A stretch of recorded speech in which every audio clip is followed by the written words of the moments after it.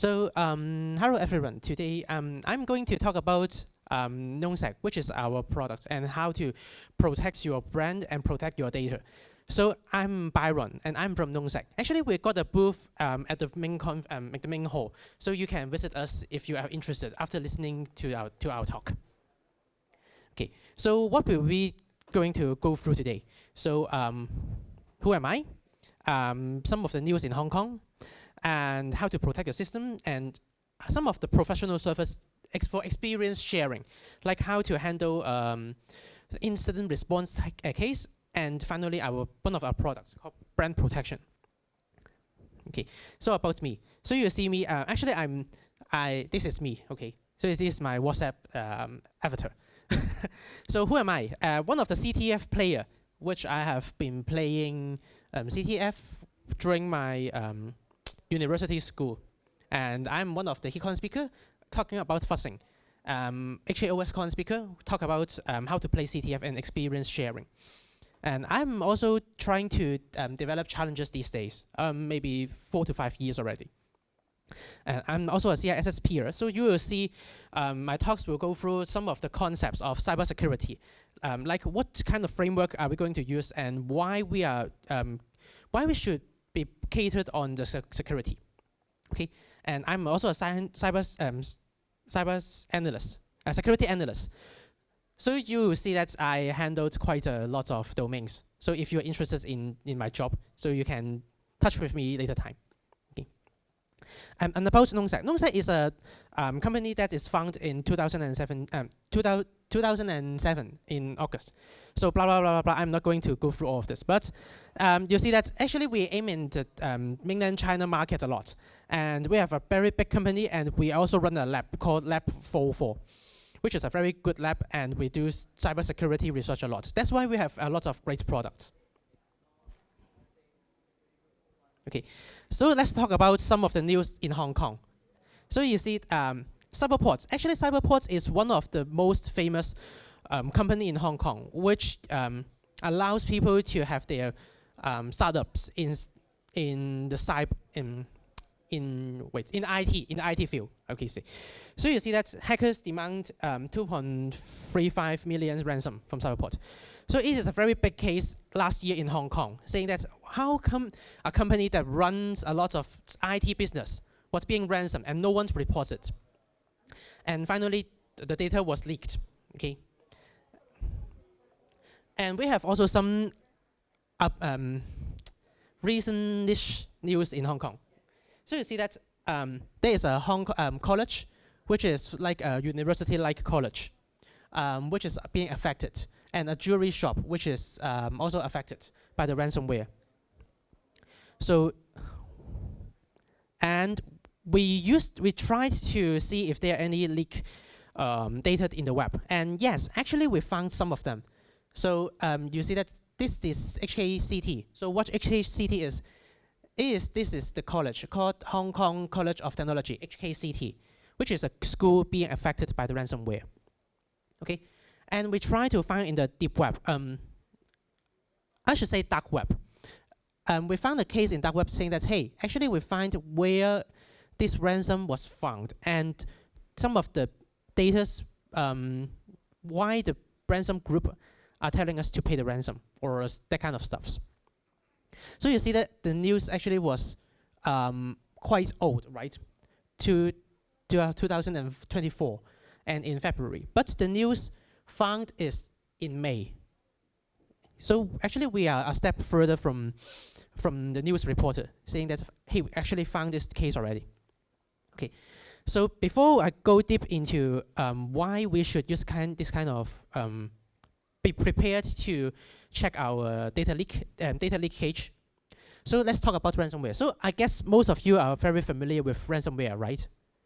Oh, let me ask, how many of you are from the cybersecurity field? Oh, quite a lot, right? Okay, so I will go through it very quickly. So ransomware. So you will see a lot of definitions of ransomware, but for me, I will group them into two groups. The first one, the encrypting ransomware.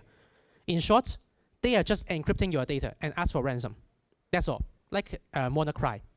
They just ask you to pay for the money, the ransom, and they will unlock your files.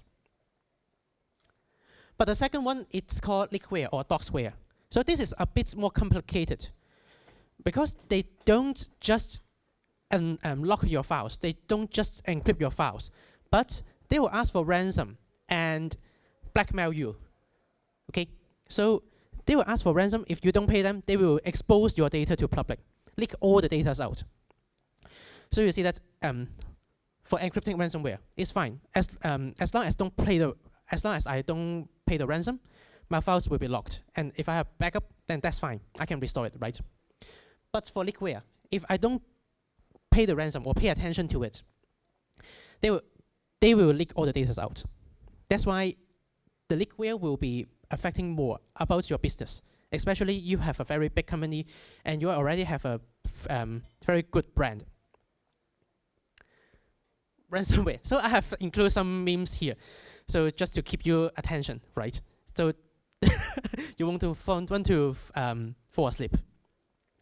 So yes, these days actually we will say that it is better for us to pay more budget in paying attention in the cybersecurity. But most of the company, they don't pay a lot of them. Instead, they just prepared some of the budget and to pay the ransom. And it is weird, right? If you have the money to handle the ransom, actually you can do a bit further and protect your system. So you don't have to pay a Bitcoin to unlock your computer. Yes, this is a very doxware in a nutshell. So sometimes for the brand, if they have a very bad reputation ransom group, they will leak your data even if you pay them the ransom. Okay, so let's talk about how to protect your system. So it is about some of the auditing stuffs. So actually, I want to introduce two frameworks to you. The first framework is the NIST cybersecurity framework. So you see that there are 6 stages for the latest update. So when I understand this, it is just 5 steps. But now it's they have one more step called govern: identify, protect, detect, respond, and recover. So I will put the notes here. But let me, before I move on to the notes, I can share a very quick method to understand it. So you see, identify and protect. It is more like protective control. So this is before the incident happened, what you can do to help your system, or what you can do to protect your system. And detect, respond, recover. This is already where the incident has already occurred. And you have to handle this to prevent the incident become worse. Okay, so for the 5 steps, identify. So you see that, hey, it is to assess the risk, right? So it is somewhat like protect, but it is more policies like protect. So like firewalls, what you can do, you can set up rules like that, and like install them patch, so that your vulnerability does not expose. Detect. So this is somewhat like SIEM. So I guess some of you already are using tools SIEM like Greylock or Splunk, right? So this is how you detect, using some log monitoring system and try to see if there are any abnormality in your log. Response. So this is the step where you've already found your incident from detect, and you try to do some compensative control. And recover, backup restore, right? Easy to understand. And I would like to go a step further instead of just the NIST.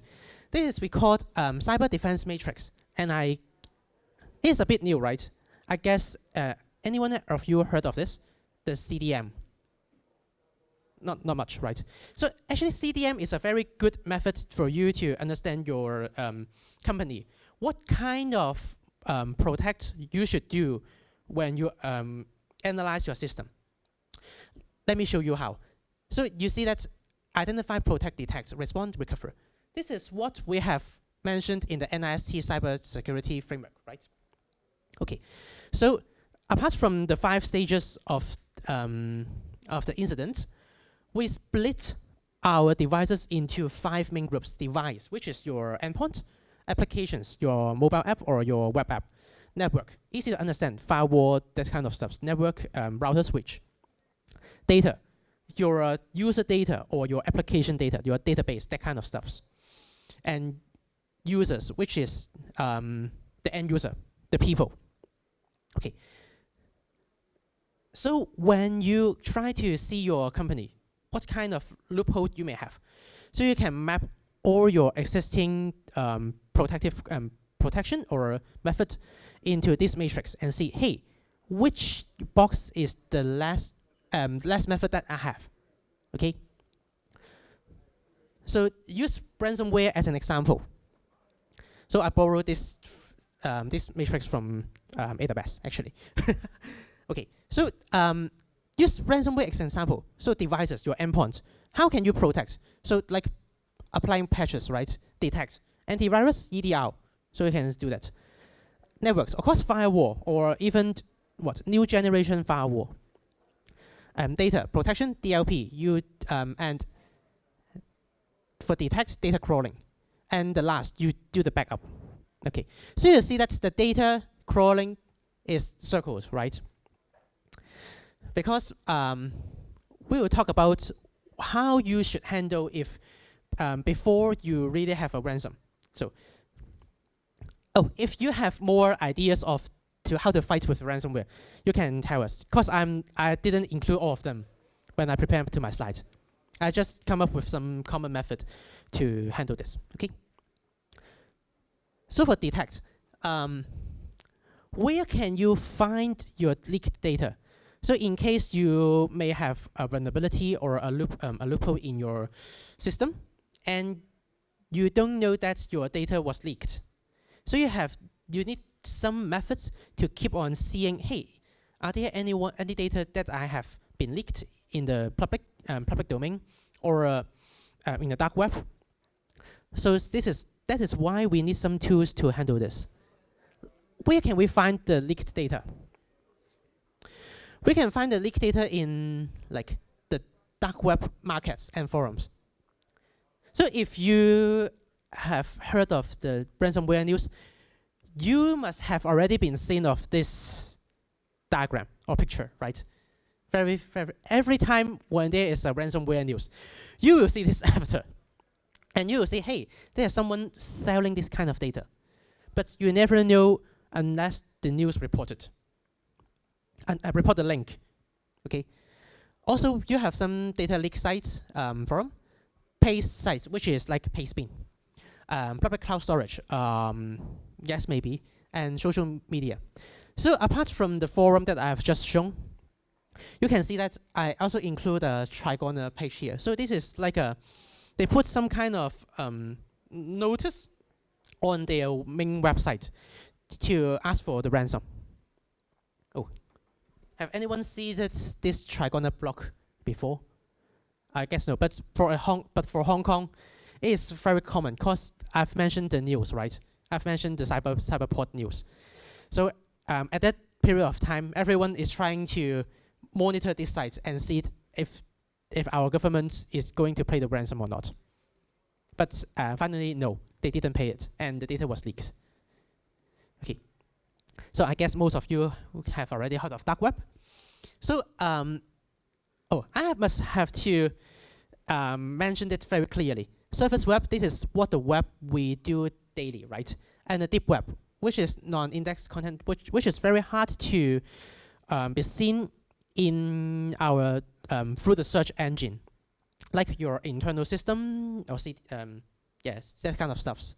Private forums, which is not easily visible in the public, but yes, this is called deep web. So don't be confused with the dark web. Dark web is really what we talk about, the Tor network, the onion network. Okay. So what we are trying to do is about the dark web instead of yes. Also, we can do the deep web, but I want to focus more on dark web today. Okay. So for dark web, I guess for the cybersecurity guys, it's very common to try to do search in dark web, but you will find it's really hard. There are a few reasons. Technical barrier, like there are not much method for you to enter the Tor network. Two ways. First, install a Tor browser, or second, use a Tor proxy, which allows you to enter the Tor network from the surface web. Okay. Access restriction or a search engine performance. You will find that actually deep web, I should say dark web. Dark web does not have a lot of good search engine. That's why it is very hard to search for some data in the dark web. But let us talk about our products, called Aladdin or Dark Eye. Okay, so if you want to see a very detailed demo, you can go to our booth and have a look. So what have we done? What we are trying to do? We're trying to do some proprietary technologies. So like we invent our own types of crawl engines. So we don't use normal search engines for the dark web. And we do AI learning, of course, the buzzword, right? And so we does not just use Tor, but we use Tor, I2P, ZeroNet, and FreeNet. Yeah. So you see that we have experienced R&D. That's why we are doing this kind of stuff for a few years already. Okay. So let me come back to the news for the Cyberport. So this report is not public to the web, but we can show you a bit. So still remember that the incident happened on 2023, May. And we do find that there are still some data leak after the incident. After the incident, they may not fix all of the loopholes, because we are trying to find that, hey, in these domains or in these web pages, they have some username and password. Oh, I have masked it, but actually when the report was sent to me, it's like plain text. So actually I can send it. There may be some new victims for the data leak. Okay, and we have the source. Where the source are from? Okay, apart from the data leak, actually we have also see that maybe there are emails leaked or a credential leak for this company. So it is very weird. We have already told them, and they have already go to the news and saying that we try to fix all the stuffs. But I guess the main point is may not. There may be some places that they may have some data leak. Okay, so let's see how many time do I have. Oh, I have 10 minutes, so I can talk about the incident response. Okay, so incident response is something. Oh. Really? Yes. The incident response is something we also do. Cool. So of course our company does not just do dark web stuffs, but we have actually do incident response. So this is the main stages of the incident response. Okay. So preparation, prepare in case you have that kind of incident. Identification, see where the loophole is. Contaminant. Contaminant means to isolate your infected devices. Eradication, try to make corrections, fix the loophole. Recovery, restore back up, and try to see it not to fall in this loophole once again.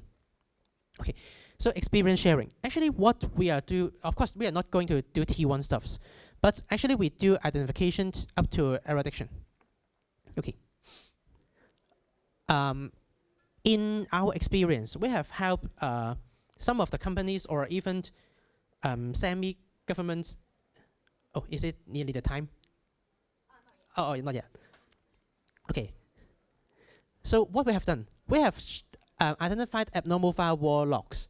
So we see that there are a lot of traffic spontaneously from the inside and visiting to a very weird web page.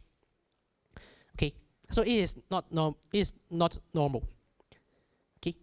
So what the customer decide to do? They decided to contaminate all the servers in the DM set. And what we have done? We do the disk forensic and memory forensic. Actually, we do like 2 weeks to 3 weeks time. And the worst part is, actually, we do not find any evidence from the disk. Okay, this is very weird. So when if you do programming, you see that, hey, when we do the program, you have to put your data, your ransomware, to a hard disk first, so that you can execute it, right? You compile the stuffs. But in our case, we didn't find any hints of the compilation or where the executables was found. Actually, the infected machines are the Windows machines. So I expect to have them exe files found, right? Makes sense, right? But no, where we finally found the weird logs, we've actually found it in the memory. We found that that company was infected by ransom APT group, APT29 to be exact. Yeah. So I'm not going to expose a lot of details here, but if you want to know how we handle the incident response and what we have tried to gather the incident response, you can come up to our booth and I will show you more some details. Yeah. No result from this forensic. I've told you. I've mentioned it already. And the trace of APT was found. But how we do it? Actually, we didn't find it at first. Of course, we run volatility. If you do memory forensics, you run with volatility. And we run with volatility 3. Oh, actually, volatility, how many minutes do I have? Is overtime already? Not yet, not yet. Okay, so how we do? We do against volatility and Yara rules. This is how we do it. And of course, Yara rules is some of the bytecode and strings that give you hints of some malwares. That's why we do scanning against it. Yeah. And for brand protection. So this is the last part of my slides. So I'll go through it very quickly. So why should we be aware of the fake web pages? So the fake web pages, you see that they are in the surface web. There are lots of web pages that may look like the original one. That's why for the brand, they should handle it. Like, if they don't handle it, you will lose trust from your customers and may have direct financial loss from user. And it may lose your reputation, the brand's reputation. That's why. And how we will do the brand protection? Actually, this is the flow chart. We do rep crawling, all kinds of rep crawling. Oh, just a minute, 2 minutes, 2 minutes. Okay, so we will fit in the keywords and we do fuzzing name search. And actually, this is like an AI or machine learning system. So we will feed back to our phishing alert system and we'll try to gather the information. So finally, what we have done is we will generate reports for customers and saying that, hey, we find someone used your brand or someone to make the same type of website that you have, or maybe just a little bit change of the domain name. And we'll report to the customer and saying that, hey, maybe you should take care of your system and we can help you to take down. Okay, so we'll help to take down in 24 hours. So this web page was taken down and no longer being accessed. Okay, so if you are interested in our working experience or our products that we are now using, so you can come to our booth and we will explain it further or even have a live demo to you. Okay, thank you.